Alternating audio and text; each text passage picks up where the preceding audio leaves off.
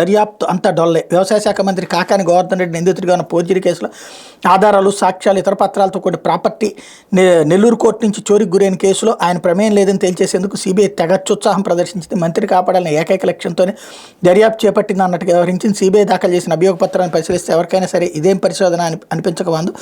అందులో పేర్కొన్న అంశాలు అనేక అనుమానాలకు తావిస్తున్నాయి. ఈ చోరీ ఘటనతో కాకానికి సంబంధమే లేదంటూ చెప్పిన విషయాలు ఏవి తార్కికంగా లేవు, వాటి మధ్య పొంతం లేదు, కొన్ని మరీ హాస్యాస్పదంగానే సిబిఐ లాంటి ప్రఖ్యాత సంస్థ ఇలా లొసుకులతో దర్యాప్తు చేయడం ఏంటని విమర్శలు వ్యక్తం అవుతున్నాయి. చోరీ కేసులో నిందితుడైన సయ్యద్ హయత్, ఖాజా రసూల్ చిల్లర దొంగతనాలు చేసుకుంటూ ఫుట్పాత్లపై నివసిస్తుంటారని, వారి వద్ద కనీసం మొబైల్ ఫోన్లు కూడా లేవని అభియోగ పత్రంలో ఒక పేరాలో సిబిఐ పేర్కొంది. కాకాని గోవర్ధన్ రెడ్డి ఆయన సన్నిహితులు పిఏ కాల్ డేటా రికార్డులు తీసుకుని విశ్లేషించామని, వాటిల్లో వారు ఎక్కడా నిందితులతో మాట్లాడినట్లేదని మరో పేరాలో ప్రస్తావించి, దీన్ని బట్టి ఈ చోరీతో మంత్రికి ఎట్లాంటి సంబంధం లేదంటూ తేల్చేసింది. అసలు నిందితుల వద్ద మొబైల్ ఫోన్లే లేవని చెప్తూ మరి వారితో కాకాని ఆయన సంబంధికులు ఎవరు మాట్లాడినట్టు కాల్ డేటా రికార్డులు ఎక్కడా లేదని పేర్కొన్న హాస్యాస్పదం కదా.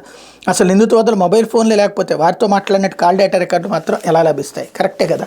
మరి అసలు వాళ్లే దొంగతనం చేశారు, కాకానితో సంబంధం ఉందని ఎట్ట రాశారు? ఇప్పటిదాకా సిబిఐ జగన్ కేసులలో సిబిఐ పెట్టిన ఛార్జ్షీట్లన్నీ కరెక్ట్ అంటూ దాదాపు 9-10 ఏళ్ల నుంచి ప్రజలకు చెప్తూనే ఉన్నారు. ఇప్పుడు దాదాపుగా 10 అంటే ఇప్పుడు 14-15 ఏళ్ల నుంచి చెప్తూనే ఉన్నారు.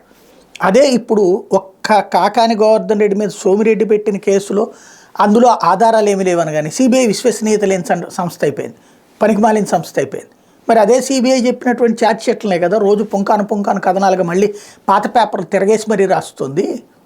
మరి అప్పుడు సిబిఐ అట్లాంటిదని అందామా, లేకపోతే సిబిఐ చేసేది కరెక్ట్ అందామా? ఏదో ఒకటి క్లారిటీకి వచ్చి ఈనాడు వార్త రాస్తేనే బాగుంటుందేమో ఆలోచించుకోవాల్సి. ఇంకోటి సిబిఐ లాంటి వాళ్ళు మనం పేపర్లో రాశాం కదా అని చెప్పేసి చేస్తే దరిద్రంగా ఉంటుంది. దానికి సజీవమైనటువంటి సాక్ష్యం ప్రస్తుతం కనబడుతున్నటువంటి వ్యవహారం. లేకపోతే 1000 ఏళ్ళు గుర్తుండేలా 3వ విడత పాలన మళ్ళీ